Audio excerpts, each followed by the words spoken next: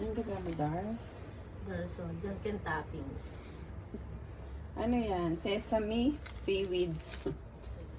Good morning, guys. May kusmekos ang Breakfast tayo. sakay. Tara po. Ang pagkain namin kagabi, Dars.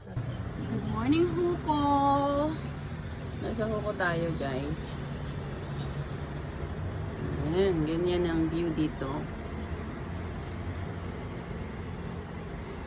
Morning, Huko. Nakamiss tong place na to.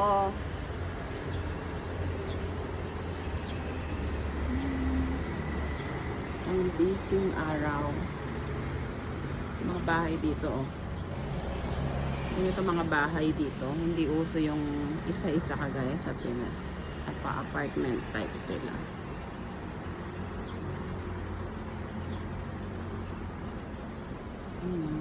Puro bundok, o diba? Diba? Puro bundok.